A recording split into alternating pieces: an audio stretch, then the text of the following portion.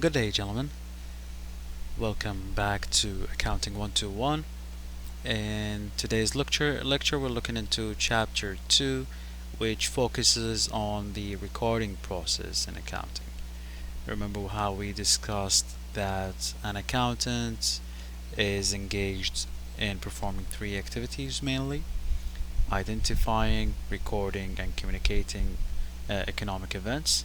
So in today's lecture, we are going to be focusing on the second activity of the accounting activities we've studied, which is the recording process. So let's move on to the following slide and look at the learning objectives for today's lecture.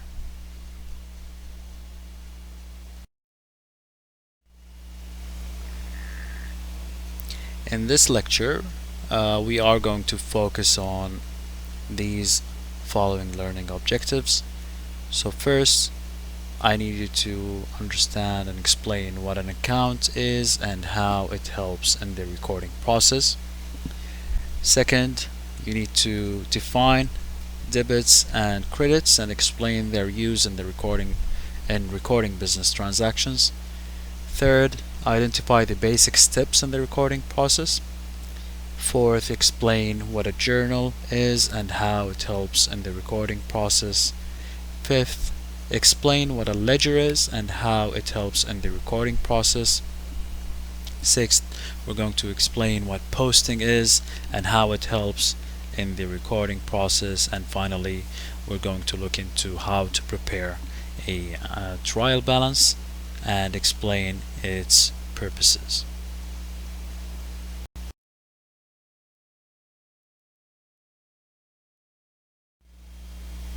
So the first thing we need to understand here is what is an account. An account is basically a record that shows the increases and decreases in a specific asset, liability, equity, revenue, or expense. Okay? Accounts always have two sides to them, so they're like a scale.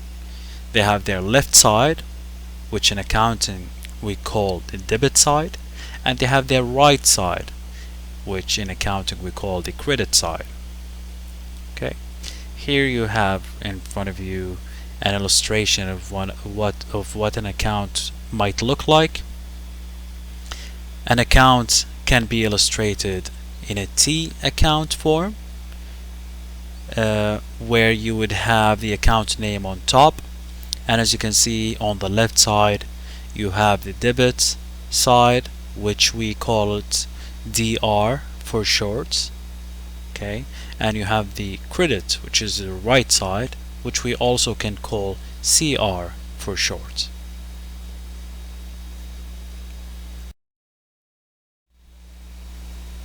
Accounting is a double entry system, meaning that any transaction that we want to record must have at least an effect on two or more accounts to keep the basic accounting equation in balance. Remember, we discussed that back in chapter 1 when we looked at analyzing transactions. Okay?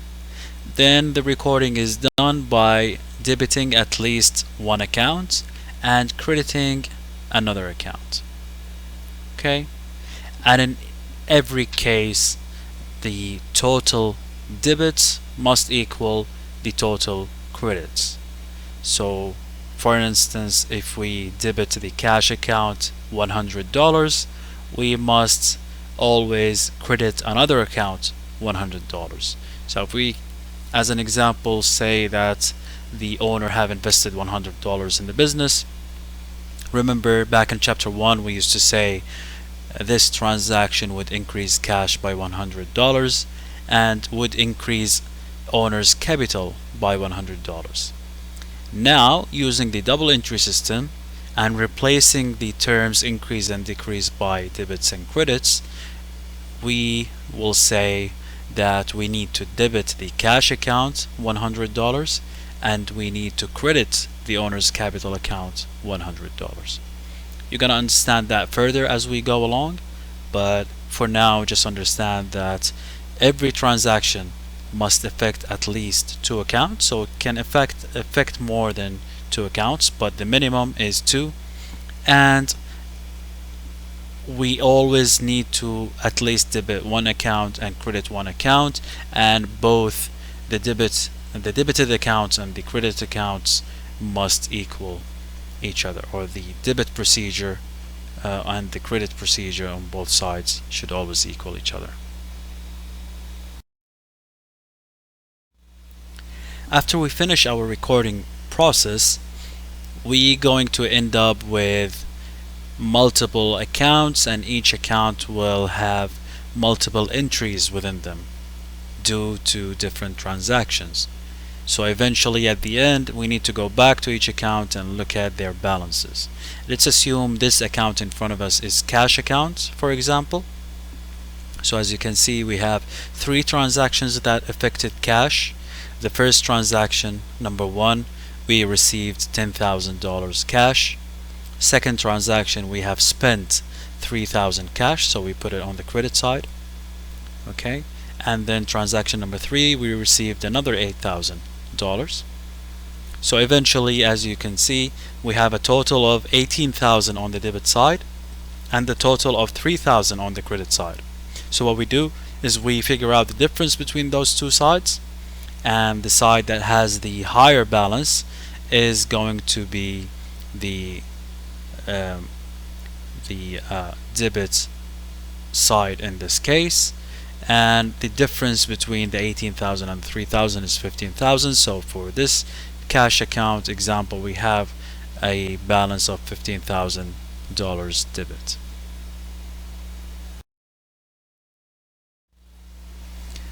On the contrary, if eventually we end up with an account with a heavier credit side, then that account would have a credit balance. Okay, so in this example right here, let's assume this is a liability account, for instance, accounts payable, and we have a first transaction that caused the debit of this account of 10,000, and then second transaction we credited accounts payable for 3,000, and for third transaction we credited accounts payable for 8,000.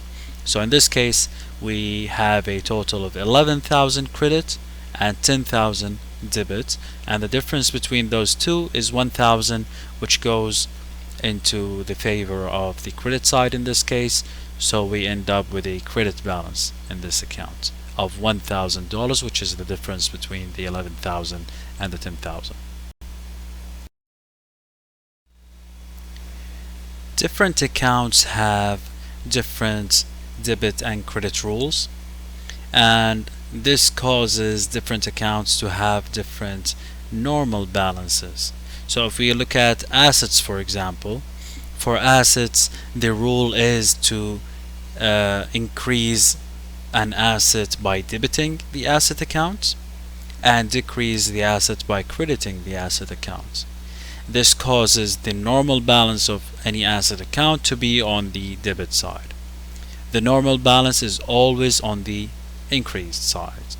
Okay, so if you look at cash, for example, the normal balance for cash accounts is always debit, because when we want to show that cash is increasing, we debit cash account.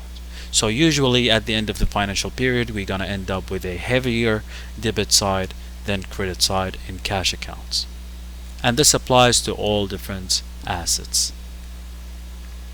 Liabilities, on the other hand, have the opposite rule. So if we want to show that a liability has increased, we credit the liability account. If we want to show that the liability have decreased, we debit the liabilities account. So if we take accounts payable as an example, if we want to reflect in our accounts that the accounts payable account have been increased, that means we have more financial obligations, we going to record that amount on the credit side of the accounts payable.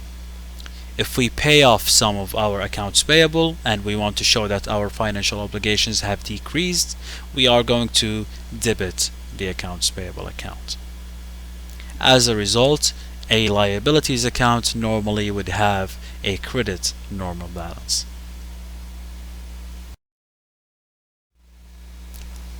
Now looking at the third major accounts group, which is owner's equity. Owner's equity have a similar rule as liabilities. So when we want to reflect that we have an increase in owner's equity account, we credit owner's equity account. If we want to show that the owner's equity account have been reduced or decreased, we debit owner's equity account. However, remember that under owner's equity we have four main accounts. Okay? Remember, we had plus owner's capital, which is plus investments, minus owner's drawings, plus revenues, and minus expenses. And the easiest way to remember the rules and the normal balances for these four sub-accounts, I always tell my students, the two accounts that have a positive sign have the same exact rule as owner's equity. So owner's capital and revenue are increased by crediting them and decreased by debiting them, just like owner's equity and just like liabilities. However, the other two accounts which have a negative sign in front of them, we use the opposite rule. So their rule is just like assets. So they are increased by debiting them and decreased by crediting them. And those negative accounts, as you might remember from our expanded accounting equation, are owner's drawings and expenses.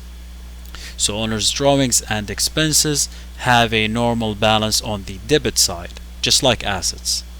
However, owner's equity, owner's capital, and revenues have a normal balance on the credit side. So if you remember, we had 6 main accounts in our expanded accounting equation. 3 of them have a debit normal balance, which are assets, owner's drawings, and expenses. So the account that is on the left hand side of the equation and the 2 accounts that are on the right hand side of the equation, however, with a negative sign in front of them. The remaining 3 accounts have a credit normal balance. These 3 accounts are liabilities, owner's capital, and revenues. Okay? So these are the 3 accounts that are on the right hand side of the equation, however, with a positive sign in front of them.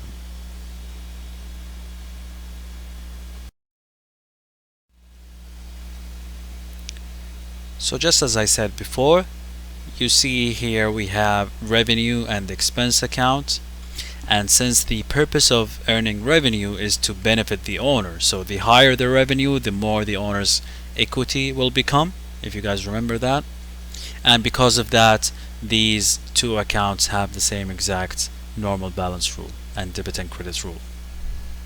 However, expenses, on the other hand, have the opposite effect.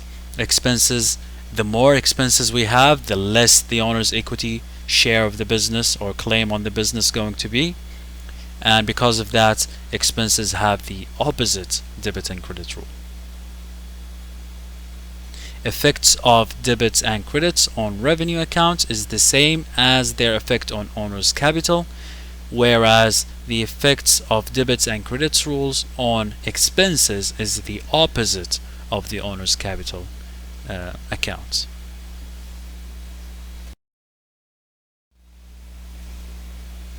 Here we have an illustration of debit and credit rules for 5 out of the 6 main accounts in the expanded accounting equation. We have 3 on the right, and here on the slide you can see there are 2 on the left. However, you can add to that the last or 6th account, so you should have 3 on the right and 3 on the left. The 3 on the left with a normal balance on the debit side, which are assets, expenses, and owner's drawings. The 3 on the right side, which have a normal balance on the credit side, are liabilities, owner's capital, and revenue.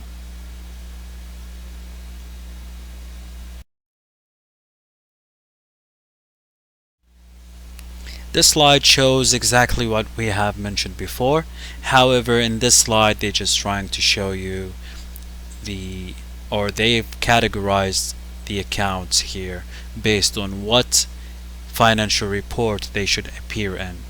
Okay, so if you look at the top, you will see that assets and liabilities and equities, which are normally represented on the balance sheet, the assets have an increase in the debits, or we can reflect an increase in an asset account by debiting an asset account, and we can reflect a decrease in the asset account by crediting the account.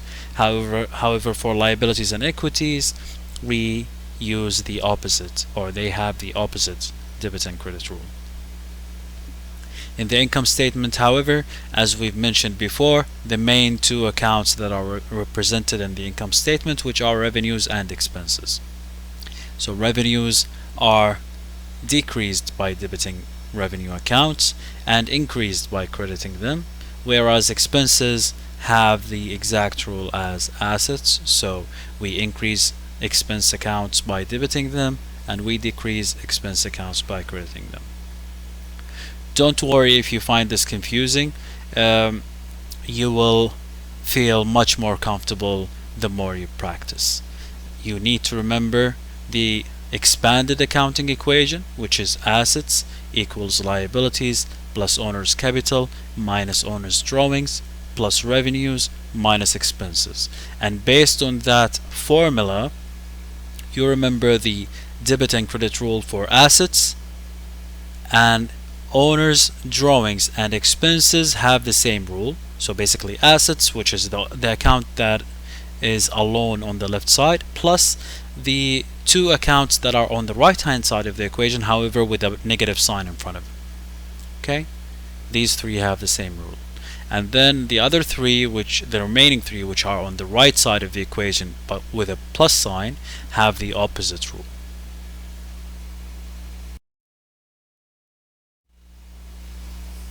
Here's a quick conceptual question for you. So debits: A, increase both assets and liabilities. B, decrease both assets and liabilities. C, increase assets and decrease liabilities. Or D, decrease assets and increase liabilities. And of course the answer here is C, because we've mentioned that the debit and credit rule for assets is that debits increase assets, and for liabilities, debits do the opposite, so they decrease liabilities. Another one here: accounts that normally have debit balances are A, assets, expenses, and revenues. B, assets, expenses, and owner's capital. C, assets, liabilities, and owner's drawings. Or D, assets, owner's drawings, and expenses. And of course it's assets, owner's drawings, and expenses. The correct answer is D. Okay, which are assets, the main account on the left hand side of the equation, the account that stays alone on the left hand side of the equation, and the two accounts on the right hand side of the equation that have a negative sign, or that have a negative effect on owner's equity.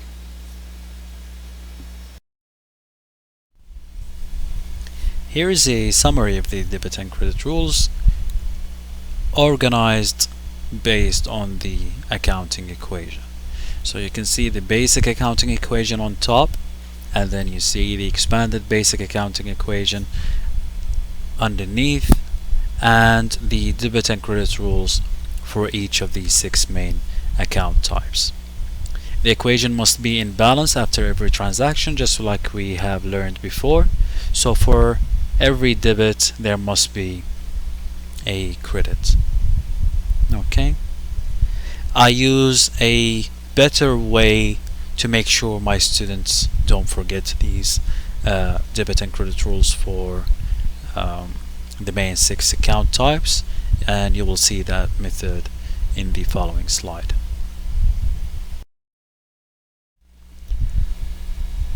Here you can see the illustration I usually use with my students to make sure that they don't forget these 6 debit and credit rules. As you can see in the illustration in front of you, we have 3 accounts on top and 3 accounts on the bottom. Now the 3 accounts on the top, which are assets, owner's drawings, and expenses, have the exact same debit and credit rule. The accounts on the bottom, however, which are liabilities, owner's capital, and revenues, have the opposite debit and credit rule. Okay? So it will help you a lot if you want to use this in your exams. For instance, you can do this quick illustration on your exam paper and put the 60 accounts in front of you, 3 on top, 3 on bottom, and then the 3 on top are assets, owner's drawings, and expenses. And remember that these 3 accounts are increased by debits and decreased by credits, and based on that, of course, they have their normal balance on the debit side, whereas the 3 accounts on the bottom are the opposite, so they are increased by credits, decreased by debits, and based on that they have their normal balance on the credit side.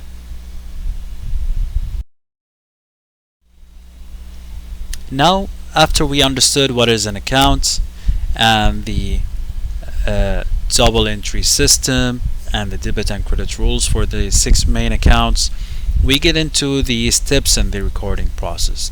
The recording process, to me, I feel is the most important step in the accounting cycle, because a mistake in identifying accounts and recording those accounts in a journal the wrong way could mess up your whole accounting cycle. So how does the recording process begin? It begins with looking into source documents.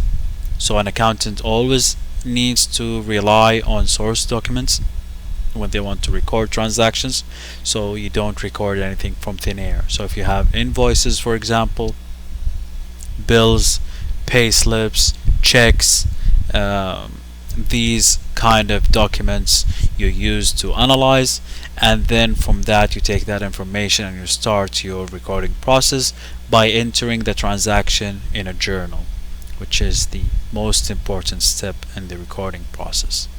Okay, and we are going to learn how to journalize shortly. After we finish journalizing, we need to do what is called posting, which is basically transferring the journal entries from the journal into what we call a ledger account. Okay, we're going to see how all of this works in the coming few slides. But before we learn how to journalize, let's first take a look at the journal itself and try to understand what it is. So the journal is defined as the book of original entry. Okay, in the journal we record our transaction in a chronological order. Chronological order basically means that we record the older transactions on top and the newer transactions follow from oldest to newest. Okay, so if we have one transaction on the first day of the month, we record that first. We have another transaction, for example, on the third day of the month, then we put that next, and so on.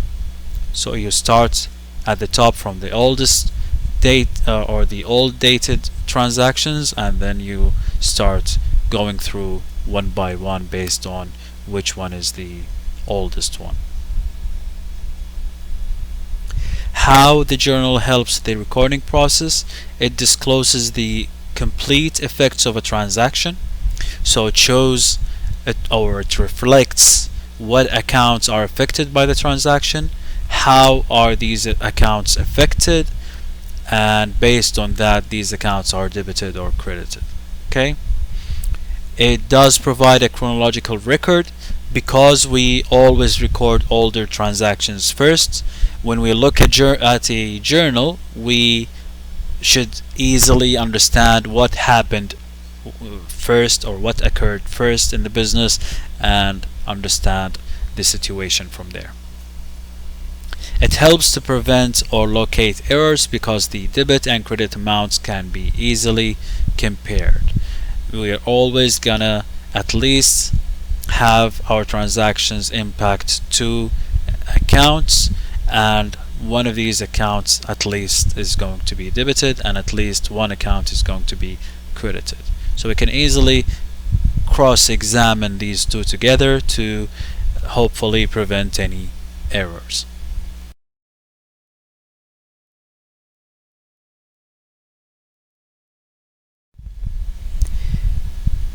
Here we actually start the recording process. So this slide shows you how you can enter a transaction data in a journal. So first, I want you to notice what a journal looks like. As you can see in illustration 2-13 in front of you, we have 5 columns in a journal. The first column is the date column, and then we have the account titles. After that, we have a reference column. We usually just type ref for short, okay, which we are not going to be using until we finish studying ledgers as well, and then I'm going to show you how we can use the reference column. And then after that, of course, we have the 2 debit and credit columns. Okay, so here we have an example from our previous or we journalizing one of the transactions from the previous example we covered when we've done analysis, which is for SoftBite company again. So remember, the first transaction in that example was that on September 1st, Ray Neal, who is the owner, invested 15,000 cash in the business, and SoftBite purchased computer equipment for 7,000. So basically here they're combining the first 2 transactions, and it's asking you to journalize them. So what we're going to do, we're going to start with the date first. As you can see, September 1st, and then we list the accounts. In the first transaction, we received cash from the owner to start the business, so our cash is going to increase and our owner's capital is going to increase as well. Going back to the debit and credit rules we just learned, we know that cash is considered an asset account, and based on that, if we want to show that this asset account has increased, we need to debit the cash account. Because of that, we put it on the first line, which is the debit line, okay, and we make it aligned all the way to the left, or the utmost left, okay. And then on the same line, we record the amount under the debit column. As you can see, the 15,000 in front of cash. Now the other account that is going to be affected by this transaction is owner's capital. Since the owner have given us this money to invest in the business, we know that that means the owner's capital account is going to increase. However, based on the debit and credit rule for owner's capital account, we know that owner's capital is, when we want to show that owner's capital is increasing, we credit owner's capital account. Okay, so this time we put the owner's capital on the credit side, and notice here the format, we need to leave a gap on the credit line, so we don't start writing the account name all the way from the left. No, we give it a bit of space, okay, and then we write down the owner's capital account. So basically, if you are working on a piece of paper, you would want to leave about a space enough for another word, okay, so leave a space about maybe your fingertip size, and then write the credit account name. And then all the way under the credit column and in front of the credit account, we put the amount, which is 15,000. Okay. Now the other transaction, which is on the same date, notice we don't have to repeat writing the date. We just enter the transaction right away, or the accounts. In this case, we have 2 asset accounts. One of them is going to increase, which is the equipment account, and the other one, which is cash, is going to decrease. So this will make our job easier. We know we only need to remember the debit and credit rule for assets, which is basically that assets increase by debit and decrease by credit. So based on that, we want to show that equipment account is increasing, so we debit the equipment account, and we want to show that cash account is decreasing, so we credit the cash account. So notice we put the equipment on the debit line, and we list or record the amount under the debit column for equipment, and then for the credit side we put cash.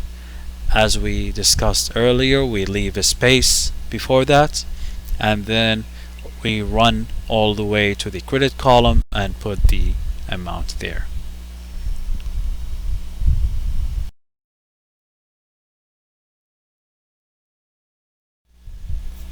Here we have another example.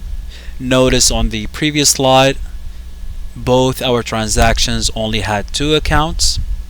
So in each transaction we had two accounts, and in that kind of transactions we call them simple transactions or simple entries, where we only have two accounts involved. However, for this example right here, we call this a compound transaction or a compound entry, and this just basically means that our transaction involves more than two accounts.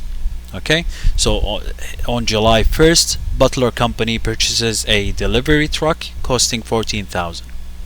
It pays $8,000 cash now and agrees to pay the remaining $6,000 on account. Okay, so you can easily notice here that we have more than two accounts. So we have the equipment account, which covers the delivery truck. We have the cash account, which should cover the amount that we are actually going to pay in cash, and then we have accounts payable account, which basically represents our financial obligation to Butler Company, to the company that we purchased the delivery truck from, where we are going to need to pay the rest of the cost of the delivery truck. Okay, now we need to analyze. After we recognize the accounts, we need to analyze each one of them, categorize each account. Is it an asset? Is it a liability? Is it an earned capital? Is it revenue? And so on. And apply your debit and credit rules based on that. And then you can say, okay, so I have equipment first. Equipment, I know from my previous study that it is an asset. Okay, and since assets increase by debit and decrease by credit, in my example here, I want to show that my equipment account is increasing, so I need to debit equipment account. So you go ahead and put it on the debit line. Okay, you run across all the way to the debit column and record the amount, which is basically the delivery truck cost, and this example is $14,000. Okay, then you look at the other two accounts.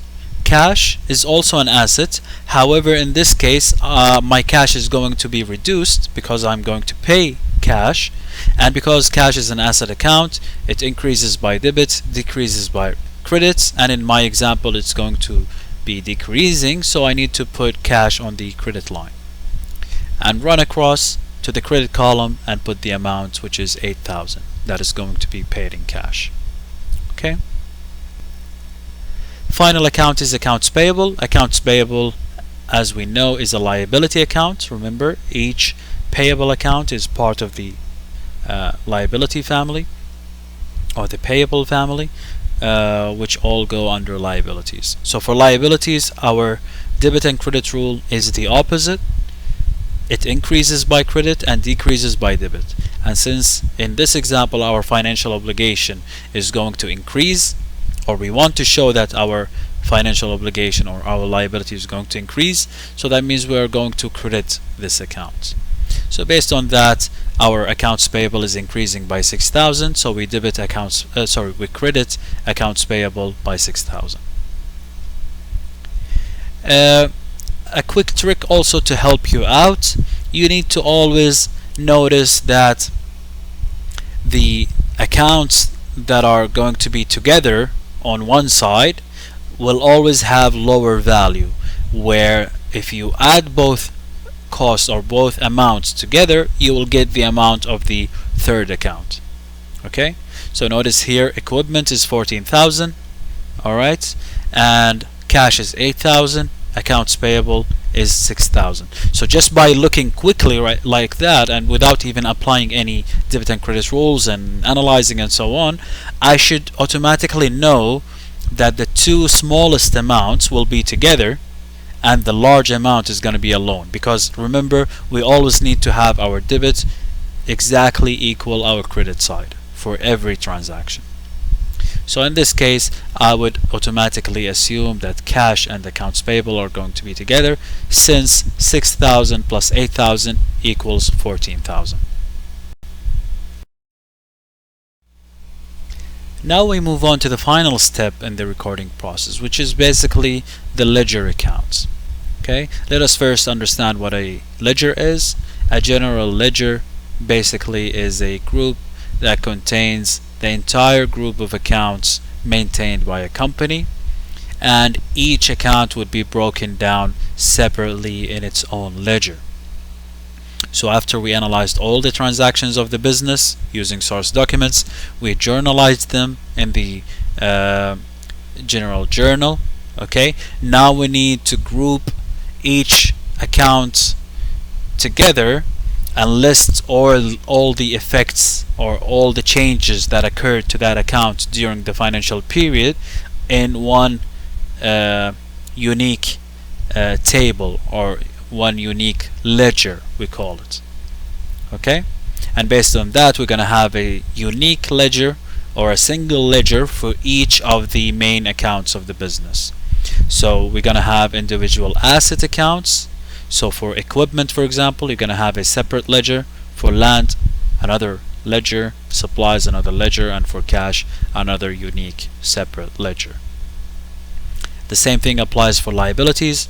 So interest payable, for example, is going to be on its own. Salaries payable, accounts payable, and notes payable. Finally, for owner's equity, also we're going to list them individually, each owner's equity account under its own ledger. Okay.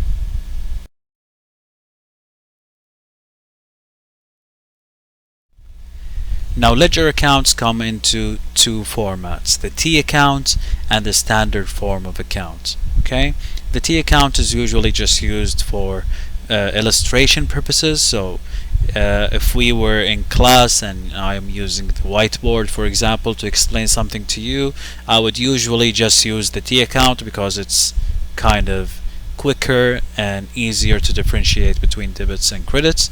However, the standardized way of representing a ledger account is the one that you see in front of you.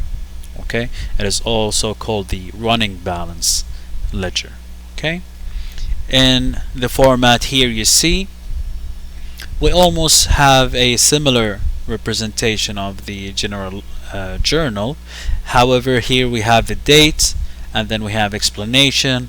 We also have a reference column, then debit, credit, and we have one extra column for the balance. However, also notice on top, this one doesn't say the general ledger. It actually specifically states the name of the account, in this case cash, and it shows the account number. In this example here, it's given the number 101, which is kind of typical for cash accounts. Okay, then you go along and put the dates for each transaction, and you put the amounts. If you've done your journal correctly, the ledger part of your recording process shouldn't be difficult or complicated. It should be straightforward. So you're basically just regrouping all your entries together. So you go along through your journal and see every transaction that had an effect on cash, and you transfer it to the cash ledger. Okay, then you go to the second account, let's say equipment. You check out your journal for all the equipment related entries, you group them in the equipment ledger, and so on, until eventually you're going to have a unique ledger for each of the accounts that you are working with. Okay, once you do that, you're going to see in this example here, we had I can, as an accountant, I can go back to this ledger and look at cash accounts and see, okay, on June 1st our cash increased by 25,000, and then on the second day we have paid 8,000. We spent 8,000 cash. Okay, so my balance on the 2nd of June was went down from 25,000 to 17,000. And then on the 3rd I received 4,200. On the 9th I received 7,500. On the 17th I've spent 11,700, and so on. Okay, and as you notice, every line you go through, you also calculate the balance, until at the end you see that your closing balance on the last day of the month, on the 30th, is actually 9,450. So based on that, you can confirm that you should have 9,450 cash in your business at the end of this month. Okay.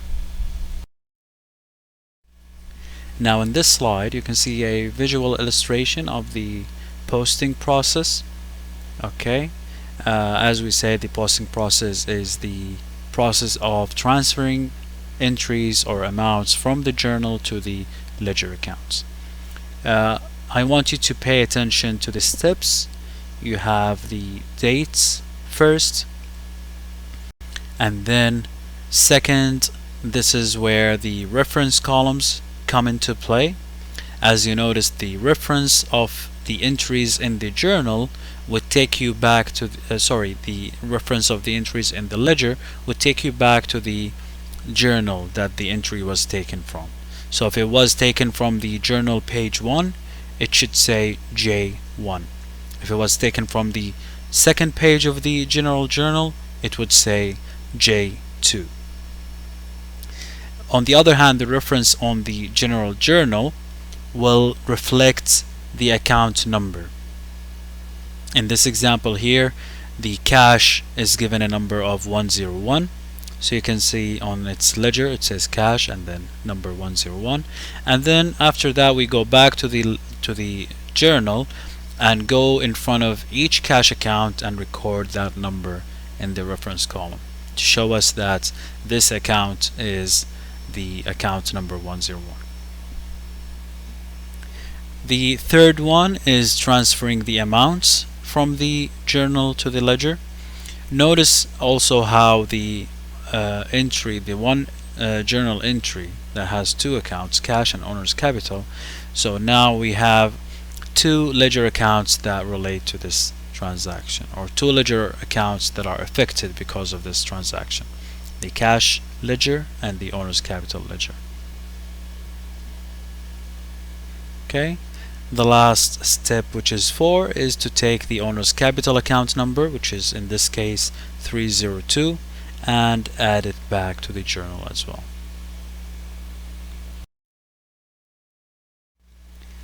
Quick conceptual question. Posting is: A. Normally occurs before journalizing. B. Transfers ledger transaction data to the journal. C. Is an optional step in the recording process.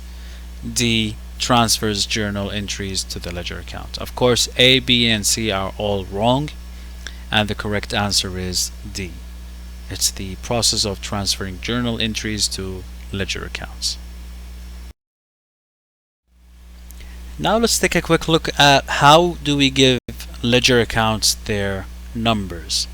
Of course, when you work for a company, you would probably have no say in this, so you will be given a chart of accounts, and the chart of accounts will have each account that the company usually works with, and you can see the account number right in front of it in the chart of accounts.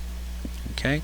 However, as a rule of thumb, usually accounts and account numbers are arranged in the sequence in which they are presented in the financial statements. So we start with assets, and assets usually take the numbers between 101 to 199, and then liabilities, which usually fall between 200 and 299, and then owner's equity accounts, which fall between 300 and 399, and then revenues from the 400s, and expenses from 500 onwards. Okay. These are the account numbers that are usually used in the book relatively, especially for Pioneer Advertising Agency. Okay, some larger companies would use a 4-digit number instead of 3 or even 5-digit number for each account. So they are working with hundreds and or maybe thousands of accounts, so they need extra digits to have more numbers to work with. In that case, assets, for example, would be from 1000 to 1999, for example. Okay, so that depends on the company that you are dealing with. If you work in the future as an accountant and you join a company, you're probably going to be given these numbers on a chart of accounts that you can refer to in your recording process. Here we summarize the recording process using this illustration. So as you can see, the first step would be to determine what type of account is involved in the transaction. Second step would be to determine what items increased or decreased and by how much. And then finally translate the increases and decreases into debits and credits. Okay? Then you can actually record your journal.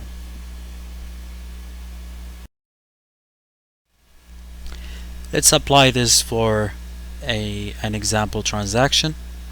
So the transaction here is that on October 1st, Pioneer purchases office equipment costing $5,000 by signing a 3-month 12% $5,000 note payable.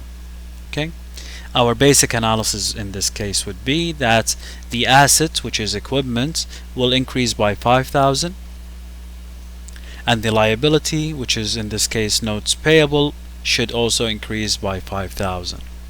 So we have an asset account increasing and a accounts payable account or a liability account that is going to be increasing as well. We apply that to the basic equation, and we should see that on the left hand side we're going to have an increase under assets by 5,000, and on the right hand side we're going to have an increase under liabilities of 5,000. Okay, then we do our debit and credit analysis. We're going to say that since assets are increasing, that means we're going to need to debit the asset account, which is the equipment account. And since liabilities, which is the notes payable account, is going to be increasing as well, we need to credit the accounts payable account. So based on that information, we can go ahead and enter our journal entry. We use the date of the transaction, which is October 1st, and then we start with the account that is going to be debited, which is the equipment. We put it down.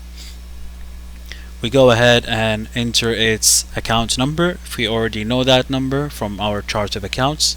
In this case it's 157, and then we enter the 5,000 amount under the debit column.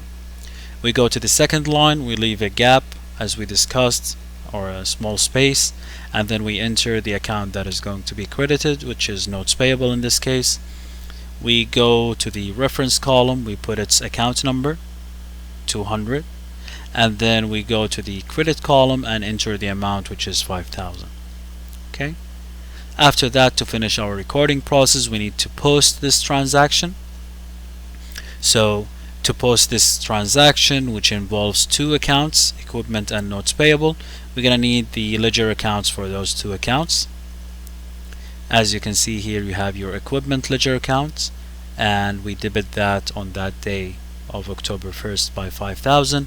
We go to the notes payable ledger account and we credit that account on October 1st by 5,000 as well.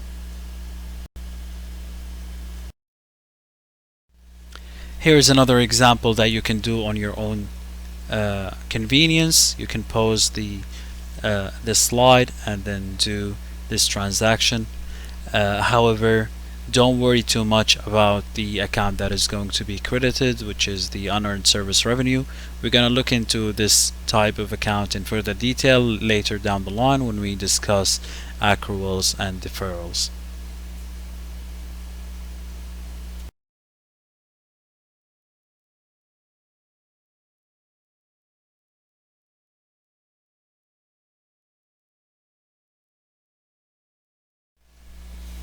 The previous few slides you can do on your own time and look at them, check them out. However, for this one, it deserves to be illustrated a little bit.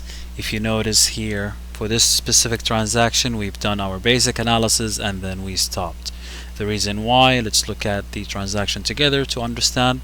On October 9th, Pioneer hires 4 employees to begin work on October 15th. Each employee is to receive a weekly salary of $500 for a 5-day work week, payable every 2 weeks. First payment made on October 26th. So now, why did we stop at the basic analysis? Let's check it out together. A business transaction, or that specific business transaction, does not really affect the economic position of the organization or the company. So the transaction has not actually occurred yet. There is only an agreement between the employer and the employees to enter into a business transaction beginning on October 15th. Thus, a debit credit analysis is not really needed in this case because there is no accounting entry. And based on that, we just stop here and we don't even enter anything in the general journal. And also based on that, we don't need to post anything in the ledger. So by now you should already have a basic understanding of the concepts, how the recording process is done, and the steps that we go through them. So I would advise that you come back to these few coming slides at your convenience at a later time and try to go through them. Make sure that you are understanding how it is done. Okay, but for me, I will move on these slides and we will continue to our final learning objective of this lecture, which is the trial balance.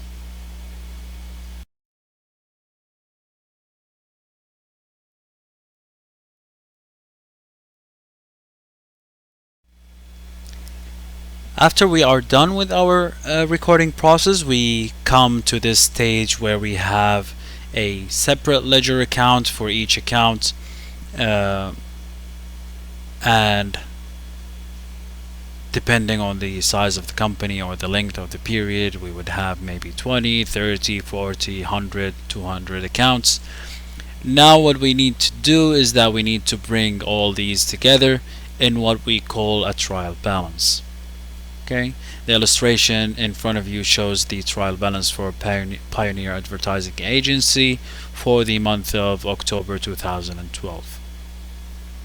The trial balance is very straightforward. It's very simple. It basically lists all the accounts that are changed or even unchanged that the company holds for a specific financial period, and it lists their balances, whether they were debit or credit.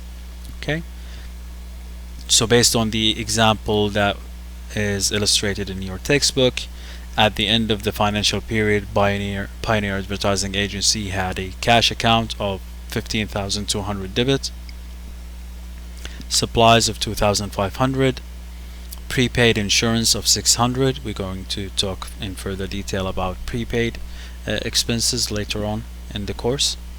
However, for now you just need to know that it is an asset account. And then equipment 5,000. Notice how the trial balance starts with all the asset accounts. So cash, supplies, prepaid insurance, equipment, all these 4 accounts are assets. And also notice that all of these accounts have a debit balance, which is referring back to the debit and credit rules we've studied, that assets always have a normal balance of debit. And then the trial balance moves on to the liabilities. In this case, we have 2 liabilities accounts, notes payable and accounts payable. Notice also that these 2 accounts have a credit balance, which also completely coincides with the debit and credit rule we've studied for liability accounts. We said that their normal balance is always credit. Okay, And then we have unearned service revenue, okay, which is also a kind of liability. We're going to talk about it more in detail later on. And then we move on to the owner's capital items. So we have owner's capital, which have a normal balance of 10,000 or a normal balance of credit, in this case 10,000. And then owner's drawings, which has a normal balance of debits, in this case 500. And then the revenue accounts, in this case we have only one revenue account, which is service revenue of 10,000, and the normal balance for revenue accounts is credit, so you see the 10,000 on the credit side. And then all the expenses. In our example, we only have two expenses, which are salaries and wages expense and rent expense, and the expense normal balance is always debit. So you see the 4,000 and the 900 on the debit side. Okay, so I hope this brings all the concepts together for you and shows you what do we actually wanted to get to by going through all this recording process, starting from the analysis, then the journalizing, and then posting in ledger accounts. And after we finish the recording process, we get to the stage of having a trial balance for the company that shows all the different accounts and all their balances, and also specifying the balance or the normal balance of the account, whether it was debit or credit. One thing also very important to notice is that the total of the debit column exactly equals the total for the credit column, which is the moment of truth for you as an accountant. You get to the stage, you list all your accounts in the trial balance, you come to add them up, you must always have an exactly equal debit and credit totals. Okay, if not, that means that you have committed a mistake throughout one or even multiple points in your recording process. So you need to go back and figure out your mistake. Here we'll look at some limitations of a trial balance. So you come to that moment of truth and you have an identical debit and credit totals. That doesn't necessarily mean that you've done everything correctly. So if you have the balances unequal, that means definitely you have committed a mistake. If you have them equal, that means there is a good chance that you've done everything correctly, but there's still a possibility that you might have ignored a transaction and did not enter it in the journal initially. Okay, or maybe you have entered that transaction in the journal but not haven't posted it into a ledger. Maybe a journal entry was double or posted twice, was entered double, okay, or a duplicate transaction. Number 4, incorrect accounts are used in journalizing or posting. So maybe you have used incorrect accounts. Maybe most likely they are the same type or the same category but the wrong account name. Or finally, maybe offsetting errors are made in recording the amount of a transaction. So in your journal, maybe instead of entering 232, you enter 323 and mess up the numbers. You probably would end up with a balanced trial balance, but that, as I said, doesn't really necessarily mean that you have done everything correctly.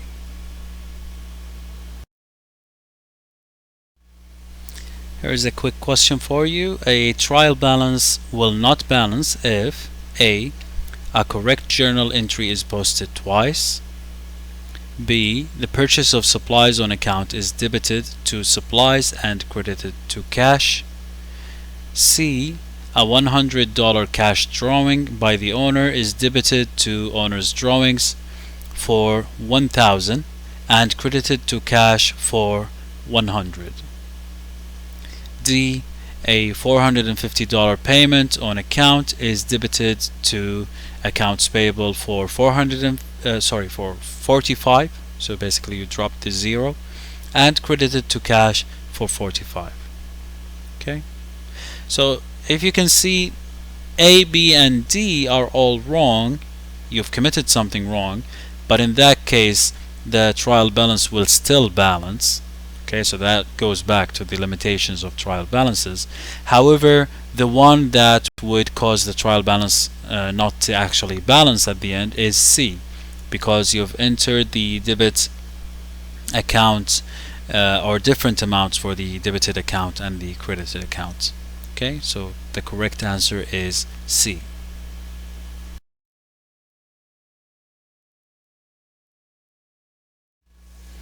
Okay, so we discussed in chapter 1 that we are following GAAP, generally accepted accounting principles, but we also mentioned that there is another standard, which is the IFRS, International Financial Reporting Standards.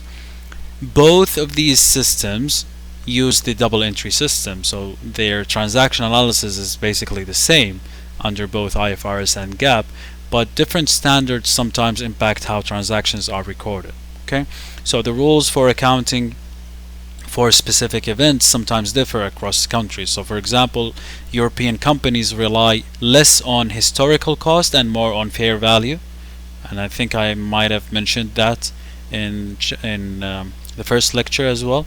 So European companies rely more on fair value than US companies, but despite the differences, the double entry accounting system is the basis of accounting systems for both standards. Okay, both the IASB and FASB go beyond the basic definitions provided in this textbook for the key elements of financial statements, that is assets, liabilities, equities, revenues, and expenses. Okay, so it is very important for you to understand the double entry system regardless of the country that you might be working on or the standard that you're going to be following in the future, whether it is GAAP or IFRS. So I thought that is worth mentioning.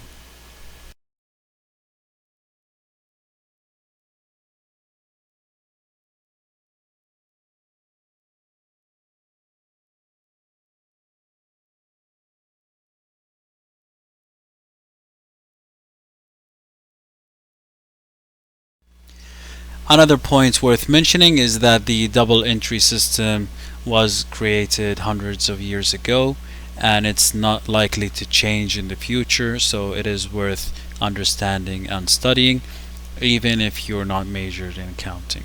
Okay, so it's not likely to go anywhere and it is used under both global standards, GAAP and IFRS, and it is very handy for a business student to have an awareness of how is that double entry system is employed, how is the recording done, and how is the financial statements are generated based on the recording process.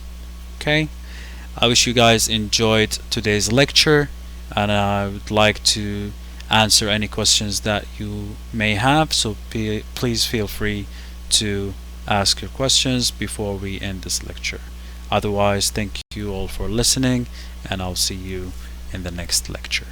Best of luck.